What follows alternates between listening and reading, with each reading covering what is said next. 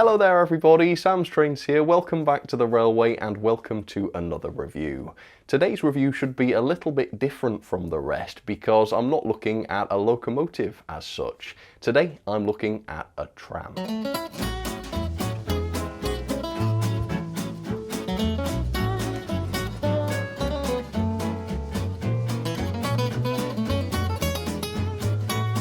This tram came from America. I bought it from Train World where I got a pretty good deal on it, and it's manufactured by Bachmann. It is this. It is known as a PCC Streetcar, and it has been ages since I last looked at a tram or a streetcar, and when I saw this I could not resist it. But there are some interesting things to talk about with this. I guess the most interesting is the price. So the RRP for this product is $229. Now, I don't like to judge a model before I've got it in my hands, but even with sound, that price sounds patently ridiculous for this model because just looking at it through the front of the window, it's clearly not that much of a complex model. I mean, look, it doesn't even have an interior to it. It's got opaque glazing which has the silhouette of passengers printed onto it. Now, that's not the kind of model that I would recommend spending $229 on. That's £175. On the flip side though, I managed to pick this one up from Train World for $99.99, which is about £76. And that's completely the opposite, really. You can buy sound chips on their own that are more expensive than that, and I expect this will be a budget sound chip. It will not be a particularly sophisticated one, but either way, this model does come with a sound chip, and that cannot leave very much budget for the model itself, which frankly figures. So is this model any good? Is it worth getting? Am I wrong? Does it have a decent level of detail? In fact, maybe it will when I get it out. I can't see how, but you never know. And is it worth £75? Surely it will be, but we need to find out. Here we go. Okay, the PCC Streetcar, and I don't want to poo-poo this too quickly because looking at it through the front of the box, it does at least look like a pretty smart model. I like the paint job, for instance, so maybe this will be decent. I must say though, I'm quite confused in terms of what to expect of this, because at the full price at £175, I would expect a detailed, high quality model. But what do you expect at the price I paid, £75? Well, I'd expect more of a novelty. So I think, given the way it looks, as long as it runs nicely and sounds reasonably good, yeah, I think I will be quite happy with this.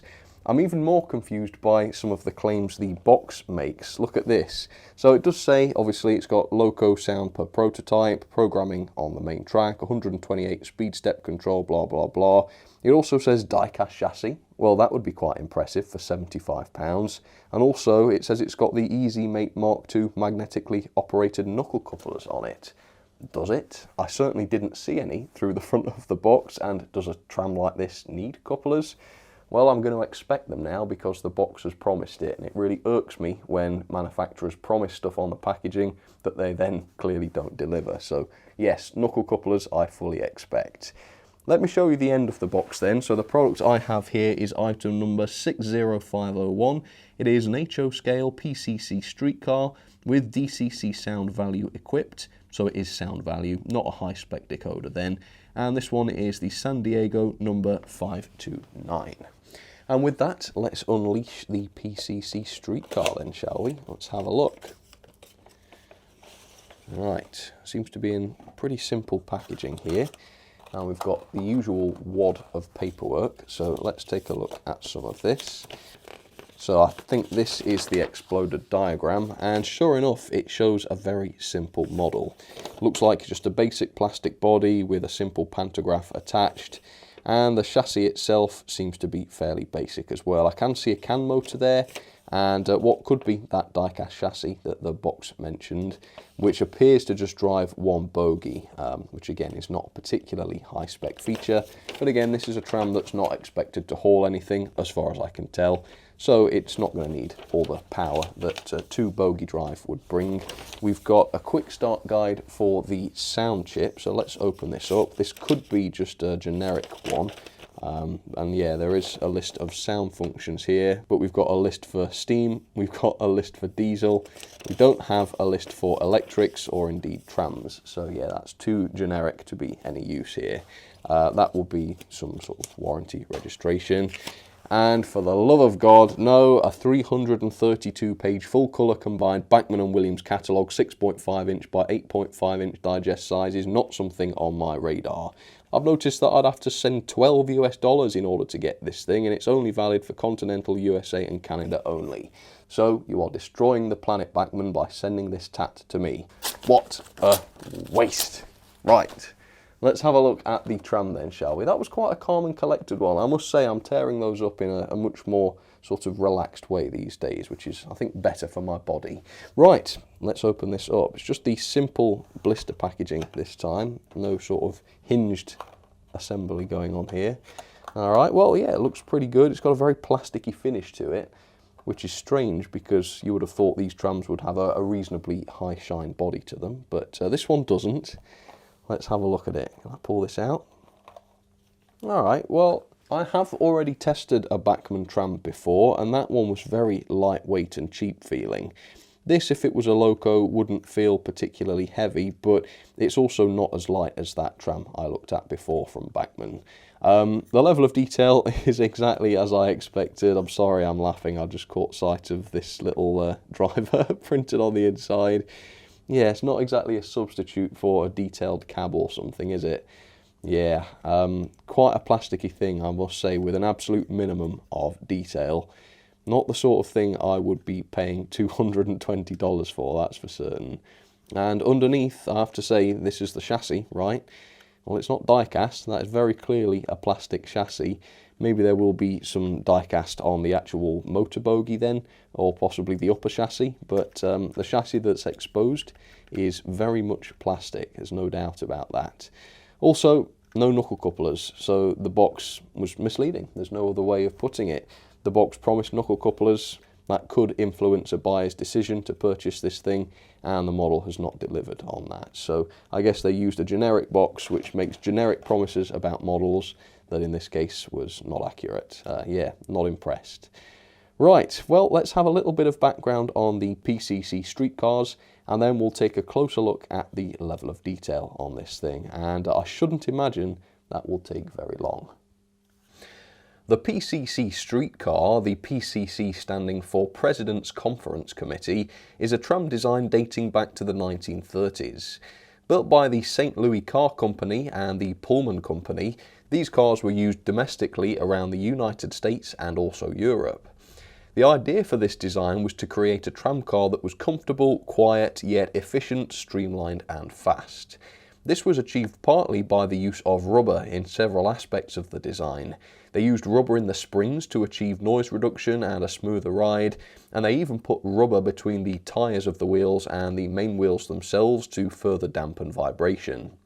The cars had a capacity of between 52 and 61 seats, and in total over 5,000 of these quite revolutionary vehicles were built, and the design was still being used for new cars as late as 1978. Many PCC streetcars are still preserved today, which is definitely not surprising given the frankly insane number of these machines that were built. Alright, so there it is, up close and personal for you. And yeah, unfortunately this model is so bad that it's funny. And there's only really one thing about this that places it into that category, and that of course is this guy here. I mean, without him this would just be a slightly rubbish model. But he really elevates it up to a whole new level of naffness. It's a level of naff that we seldom see even from Bachmann. Yeah, let's just take a minute to take this in. It's a 2D black and white drawing of a very dodgily drawn driver who looks all sort of spooky and gaunt. However, he does have a lot more detail to him than the other figures do, some of which are just blobs, like literal blobs. You can't tell what they are at all. Some of them have noses and facial features, which gives you a clue that they might be people, but this is far from the detailed interior that you might expect from a relatively expensive model at full price. Frankly though, I'm fairly certain that this dates back a long time. I'm pretty sure that this was not tooled up anytime recently. The level of detail is very, very simple on this thing. It relies almost entirely on moulded detail, and the moulded detail itself is really quite coarse and chunky. Doesn't look like something that was designed recently, frankly. And the level of decoration isn't even that great, which is disappointing because even an old model, if decorated to a high standard, can look great, but up close this one doesn't. Yeah, the finish, very, very plasticky and flat. Looks like a cheap plastic toy, not really what you'd expect. The printed detail is okay up close. The lettering and such on both sides looks absolutely fine, but some of the painting is really, really shoddy. Look at this, you got paint bleed into different areas. Parts that are supposed to be painted black are sort of half-arse painted, that's not that great. And some of the stenciled areas are quite blurred. Certainly not a nice sharp paint job. There are one or two things about this though that show promise. I mean, the wheels, look at those. These wheels are much more detailed than the rest of the model. So are these newer? Have these been designed for a different model and then used again to upgrade this old one? I'm not too sure. Another interesting aspect is the pantograph. We've got quite a bit of moulding around there. Most of it's basic. And then the pantograph itself is relatively unimpressive at first glance. Doesn't pivot or anything. But look, is this an LED? That really looks like an LED that's been sort of mounted inside the contact on the pantograph. And I think I can guess where they're going with this. Do you think that's going to flash intermittently to simulate maybe a spark between the tram and the power line? That's really cool. It's just a novelty feature. Obviously, it's not going to transform this into a super detailed model or anything, but it's that kind of thing that I really like to see in a model. So, you know, really, if this lights up beautifully and it sparks and it makes great sound, and maybe the sound is synchronized with the sparking somehow, maybe this could be quite an enjoyable model to run, but I'm not going to hold my breath too much. Right, let's go over some of the basic details. So here's a look at the other end, which doesn't have the dodgily drawn driver in it.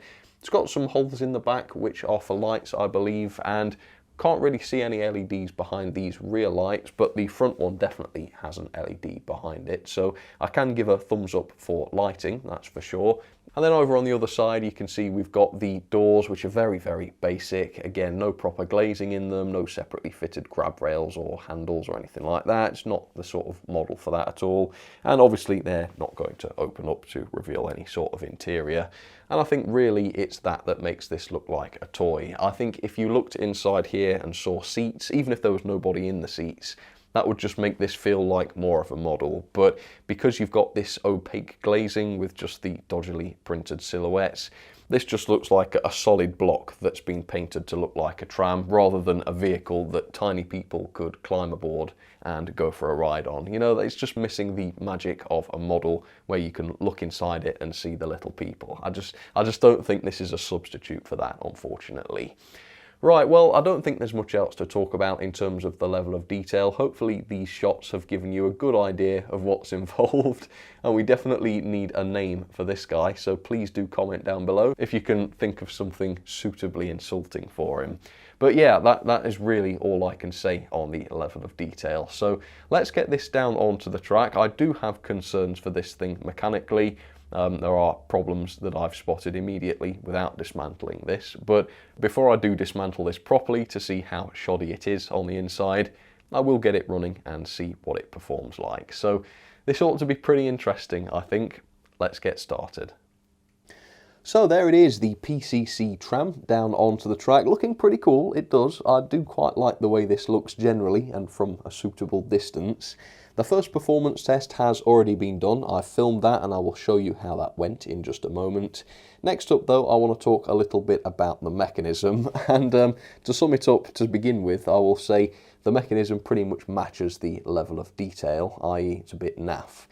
I will say though the mechanism does seem to be more modern than the rest of the loco is, so I assume this is quite an old model which has been more recently upgraded to feature a DCC compatible chassis, etc. So let's dive in then. Only one bogie, as we suspected from the instructions, is driven, so the other one is not, although every wheel on the model technically does pick up. The non-driven bogie, though, has a split chassis design, which means there are plastic insulators between the two wheels, and those have failed as a result of having the wheels crammed into them, and both of them are cracked at both ends, which is just ridiculous, isn't it? For an expensive model, does this look like a quality model that's designed to last a lifetime? No, it looks like a cheap disposable toy. That's a problem if you paid $229 for this thing. Back to the driven bogie then, the base keeper plate is clipped on, not screwed. Again, disposable. How long's that going to last? By popping this off, you can see the base keeper and the pickups are hardwired, so it's quite difficult to service as well, although not impossible. The axles have no proper bearings on them, although they do fit into circular slots in the chassis. There are no traction tyres on this though, which is good to see. You can also see that this part of the chassis is die-cast, but it seems too light to have an entirely die-cast chassis, as the box said. So to see what's going on, I decided to remove the body, which is 2 screws, one at either end, and then the chassis lifts out. And I would say it's very, very generous for Bachmann to call this a die-cast chassis. No, it's a plastic chassis, with this small sub-chassis being made of metal. Don't think you can quite call this a die-cast chassis. There's a small part of it that is. By volume though, most of this chassis is just made of plastic, and quite flimsy plastic at that. You can see we've got a circuit board here with some LEDs in the bottom of it. So yeah, you've got interior lights on the bottom, not on the top, with no diffusion either. So yeah, that looks as good as you'd expect. You'll see that in just a moment. This circuit board is connected to a second circuit board, which is in the top of the model. I guess this is the DCC board. Would have been better to put the LEDs up here, frankly, and then at least they would have been in vaguely the right place. There's also mini boards at either end of the chassis, which have the head and tail lights on them, and light from these LEDs is also allowed to leak into the body to add to the interior lighting as well.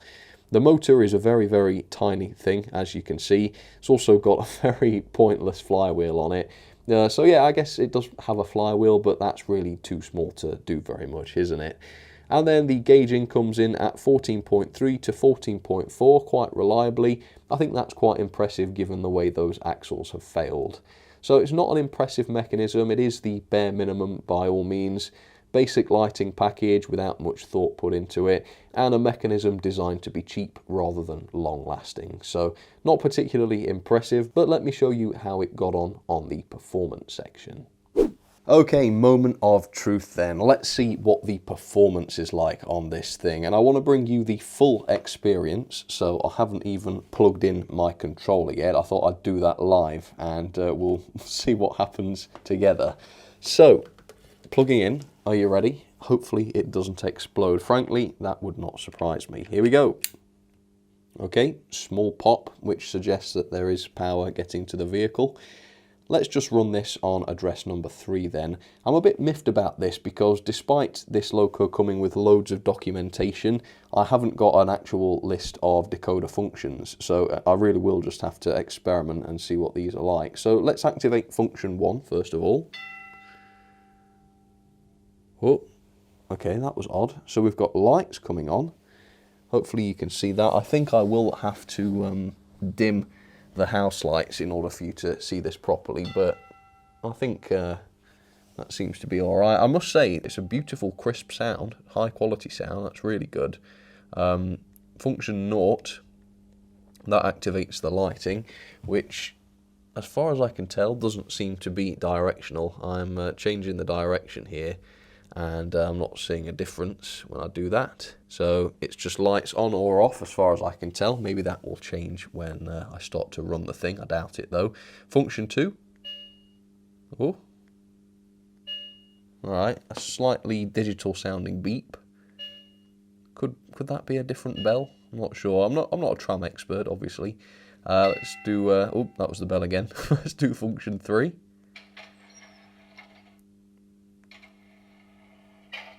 Very quiet. Let me move my microphone closer so you can get that. Okay, so that's a door, I assume, opening and closing. Yeah, function 4. Very quiet. Sounds like a door slamming or something. Number 5.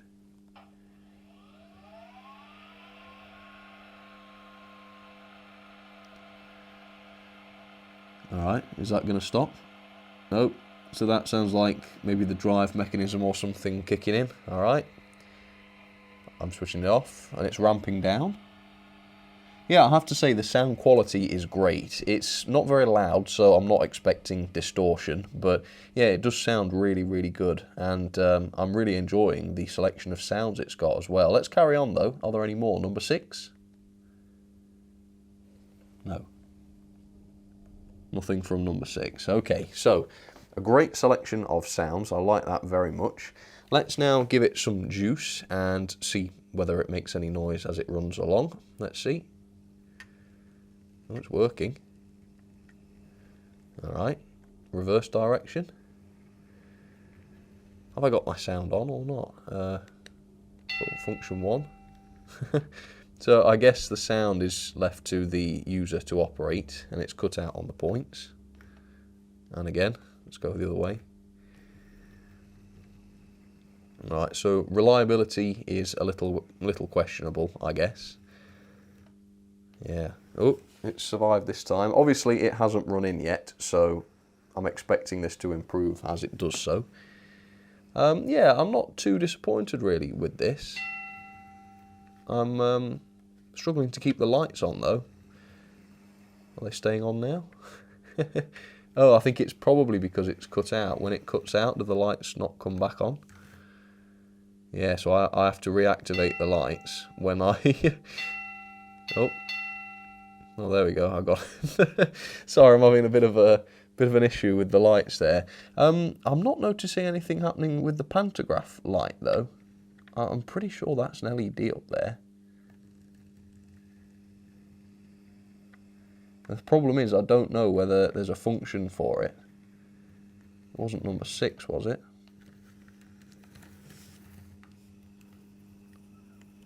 Let's just ramp it up to a higher speed. And let's just activate a few of these functions.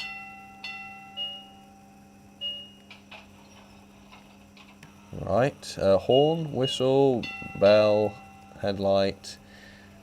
Right, so that's really disappointing. I swear. Come on, stop now, stop. I swear that's an LED in the top of that pantograph, but I don't know how to activate it, and the instructions I don't think were very helpful on that front. So yeah, I'm not sure. Okay, well, before I run this in then, let me just dim the lights and we'll take a look and see how the interior lights look. Okay, so the answer is a little bit rubbish. There's no diffusion, so there's clearly a bulb or an LED here somewhere, and it's down low. It's not high up as you'd expect a light to be. And obviously, because it's not properly diffused, you've got a bright spot here which fades down, and then you've obviously got some more at either end where there are more bright spots. I'm surprised that there isn't one of those sort of acrylic light tubes or whatever they are, which diffuse the light a little bit better. I think even my old Brill trolley had that. Well, if this one has one of those, it's not very effective, is it? So, okay, let's go forwards then, and let's just see what the crawl is like before I run this in. Right, so I think at the moment I'm set to 28 speed steps, but we'll see what that's like on 1. Here we go. Not very slow. That's literally as slow as this can go then on 28 speed step, which is reasonably smooth but not reasonably slow. So let's go for 128 speed steps, and speed step 1, here it comes. It's cut out and died. Okay, other direction. It's not even on the points there, so I don't know why. I must say it doesn't seem any different.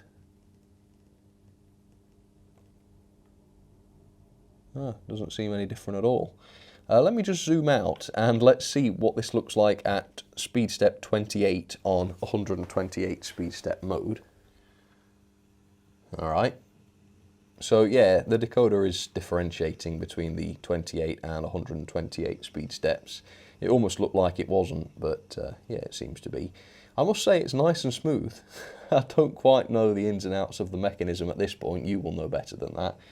But apart from the cutting out occasionally, yeah, it is pretty good and smooth.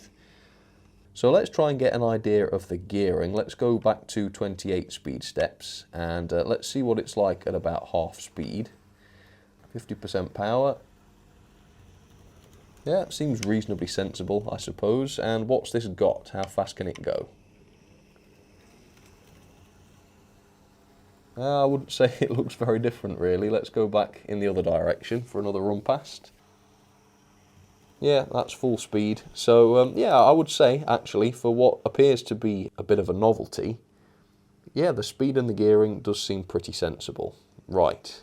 So, with that, let's bring it in. One last look. And let's run it in. Let's put the lights back on. That's annoying, the way they don't come back on again when the thing is cut out and it resets, because it does that quite a lot, and then when it does so, the lights cut out. So yeah, it's annoying. Let's go in the correct direction, because somehow I managed to get it on backwards. And then let's run this in fully. Oh, what's happening now? The sounds have started playing. That's strange. Oh, it doesn't matter. Here we go then. Forwards. Well, I could be wrong because the instructions for the decoder were inadequate, but it doesn't seem as though this loco offers any automatically synchronized sounds. If you want this to make noise, you have to do it yourself. I guess you can put that motor noise on and then that stays on. I've actually got that on now, but it is quite quiet. And you can't really differentiate between that and just the noise of the motor, which is kind of pointless, I suppose, in a way, because you could just play the sounds on your phone if you've got to activate them manually. All this does is, well, it makes it sound like the noises are coming from the tram itself rather than your phone, as would be the case. But yeah, some sort of automated sound would have been really cool. Maybe the bell could ring as it begins to move. Maybe you could have some brakes or whatever as the thing slows down, and perhaps it could even play the doors opening and closing sound effects after it stopped. But no, it doesn't do any of that as far as I can tell. I've tried all of the functions up to 6. After that, nothing else seems to work, and none of those seem to bring about any automated sound. So the quality of the sound is high. The variety and the selection of different sounds available is perfectly adequate. But the lack of automation in the sound playing is quite disappointing, for me at least. But the performance is fine, it's handling the track without any problems at all, which is quite surprising. That motorised bogie has a real sort of sticky rotation to it, but it is not causing any problems at all, which is quite impressive. So I should be able to run this in fully. I will come back to you shortly once that is done. Alright, don't go anywhere, I'll be right back. Folks, I've made a discovery. With function 4 enabled, do you see that? Listen. Oh, that's so cool. Do it again. Yeah. So it happens at random intervals. You get a little flash of the LED, which I knew was there. I knew it. Yeah, and then the sound effect as well, which is varied every time. So yes, at last, some automated sounds. That is exactly what I wanted. And I so could have missed that. The instructions did not mention this feature at all. There was no proper list of DCC functions for this model included. Everything was generic. This is such an awesome feature and you could so easily miss it. Yeah, that is absolutely marvellous. So this model has gone up in my estimations an awful lot now that I've seen that. What a cracking feature that is. I love it.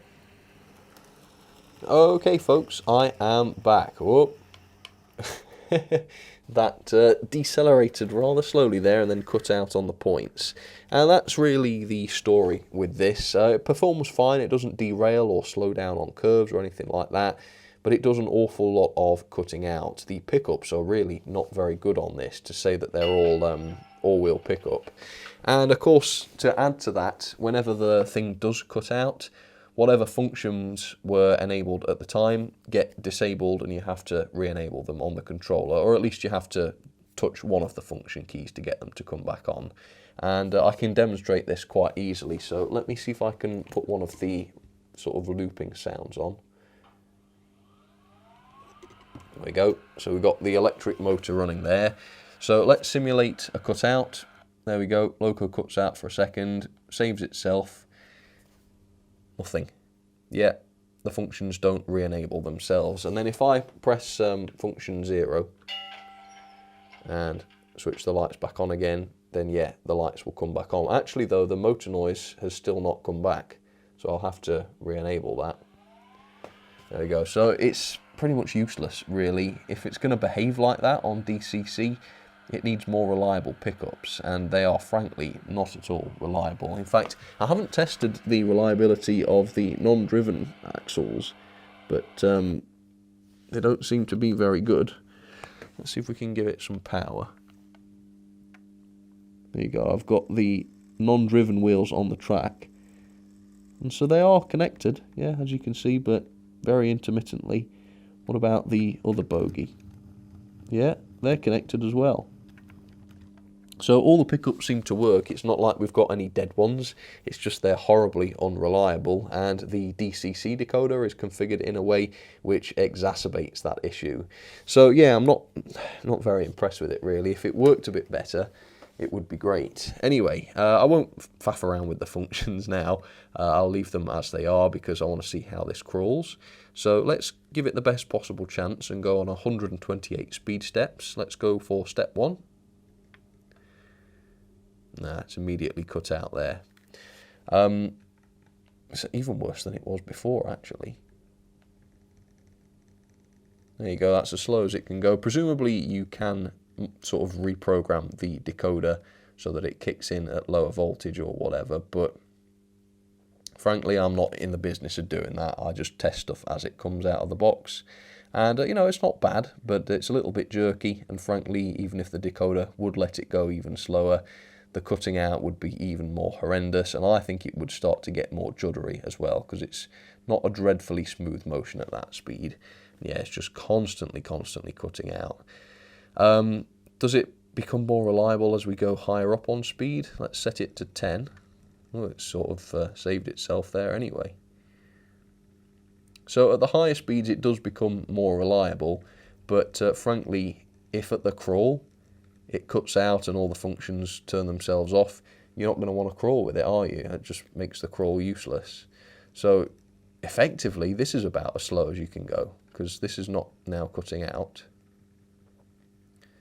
But yeah, stalls a lot at the slow speed. Let's get the lights back on now that it's not cutting out. And with that, there's not a lot positive I can say about this. Level of detail, pretty poor. Mechanism, bad. Performance, okay, but let down by the poor reliability. So yeah, there's not a lot to shout about here, which is a shame because it's a fun piece of kit. I really do enjoy it, but it needs to be more functional than it is. So let's get it going. I'll hopefully be able to keep the functions on as it does, and then hopefully be able to see the sparking effect on this pantograph as it goes. Is it considered a pantograph? I'm not sure. It doesn't matter. Here we go. There it goes. Yeah, quite reliable at the higher speeds like this, so it's not all bad. I've had a bit of trouble finding similar vehicles to run alongside this, but I found a few. We've got on the middle line the Brill trolley, which is a bit of a misnomer really, because it's anything but Brill. Quite the opposite of Brill in fact, but it didn't cost me very much, so the fact that it doesn't look very good and doesn't perform very well is a little bit easier to overlook on this one. There it goes, just on analog.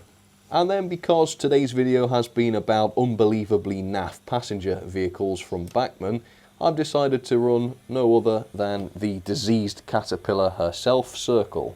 So two vehicle set this time, so a little bit different from the tram, but equally sort of horrifying in its appearance, I suppose. Alright, here goes the tram, with its spark effect enabled. Oh, there it is. Which, frankly, is wonderful. It's a fantastic effect. And really, it's the only thing stopping me from completely panning this loco, because apart from that, there's nothing to shout about. But that feature really is wonderful. The brightness on it is marvellous. The colour temperature is spot on. It looks just like an electric arc. And the sound effects are real top-notch for it as well. Easily the best aspect of the model by a really long way, and it gives the model a bit of something that literally no other model in my collection has got, and that's a reason for me to sort of want it and keep it as an example of something rare and interesting. So that is something that I unconditionally love. Fantastic feature, my favourite aspect of the model. Otherwise though, very underwhelming model. Doesn't look very good, zero interior detail. The drawn-on passengers look really amusing, but not in a good way. And the mechanism is poor. The performance is okay at the higher speeds, but hopelessly unreliable at the lower speeds, which spoils the crawl and whatever. And you know, this is a slow-speed passenger vehicle, which would be going on the streets of America. It really would have been a lot better if this was more reliable at the slower speeds, because then you could model with it more realistically. But yeah, the performance isn't too bad. Frankly, I think it could have been worse, given the state of the mechanism. But yeah, it's a good bit of fun. Personally, I'm not too disappointed in it because of the price I paid. And, you know, to be fair, the sound is good. So it's all right, but it's really not a high finesse model. It's really not designed for detail and accuracy. And it's certainly not something that you should be paying a lot of money for. But it is an enjoyable novelty. So it's hard to know what to recommend here, other than just to arm you with all of the facts so that you can make the right call. But yeah, it is what it is. It's a bit of fun. It's certainly quite different, but don't expect very much at all. Let's have some ratings then for the Bachmann PCC Streetcar. It does have a few redeeming features. One or two aspects of it I do really enjoy, but for the most part, it is unfortunately a load of rubbish. The level of detail for me gets a generous 2-star. It would have been a 1-star, except it does have that light up pantograph which makes the zapping electricity sounds, and obviously the flashing as well. So it gets a whole star just for that, because I love that feature. Apart from that though, it's completely lacking any interior. The glazing is just that opaque stuff with the silhouettes printed onto it. The general paintwork is pretty bad. The level of detail is very basic, quite coarse detail, very few separately fitted parts. 2-star is the highest I could possibly go for this. Performance is quite a bit better. It is reasonably smooth. The crawl is not too bad. Yeah, I guess it can do quite the crawl. Does cut out quite often though, particularly on points. Pickups not particularly reliable on this. And that would be okay, you know, it wouldn't lose too much for that, but when it does cut out and it regains consciousness, as it were, the thing doesn't turn its lights and sound back on. You actually have to activate a function in order to remind the loco where it was when it left off. So you leave it alone for a few minutes with the sound and lights on, you'll come back and they're off again. Not very good. Also, there's no proper synchronization between the movement of the tram and the sound. The sparking though between the pantograph and the overhead lines, that is awesome, and that does work automatically, so it doesn't lose any points for that bit. Power, not applicable, no couplings to speak of, it's not designed to haul anything, although I am disappointed because the box promised couplers, and obviously no couplers were on here. Now, it would be unrealistic for this thing to have couplings on it, but I feel like if they promise something on the packaging and then don't deliver it, then that is a serious issue because it is misleading to customers. So it's not a problem that couplings were not fitted, but I don't know why that feature was promised. The mechanism, again, there's not a lot to shout about here. Where do we even start? So, unreliable pickups, I don't like that split chassis design. You've got the failed axles already on the non-driven bogie. It's not going to last very long. Clipped together base keeper plate, which again one day is going to fail. No proper bearings on the axles. Only 2 axles are driven out of 4, that's unfortunate. Plastic chassis, again, despite what the box said, only a small amount of the chassis was actually die-cast, the majority of it was not. And the arrangement of the lighting isn't very good as well, so the interior lights are not at all diffused, you just get a few bright spots and that is all. The motor seems alright though, yeah, decent motor in this one. Not sure if it's 3 or 5 pole, but it performs pretty well, and it does have a flywheel on it, although, you know, the flywheel is largely pointless because of how small it is, and it certainly doesn't seem to make any difference to the performance. The quality similarly is a 2-star, very plasticky, yes in its construction but also in its finish. You've also got those broken axles, which I do want to reflect in the quality category as well, and the quality of the paint was pretty low as well. Quite a lot of overspray, the painting's not very sharp, and it's also a very lightweight model as well. Value for money though is a bit different. I mean, at the full price of $229, that would be 1 star because it's a complete rip-off, load of junk, high price. At the price I paid though, $99.99 or approximately £76, that's 5-star. It's a fun novelty, it does have sound which is great, and it's worth pretty much every penny of that. Do not spend more than $100 on this though, otherwise you are being taken for a ride. And not on a PCC Streetcar either.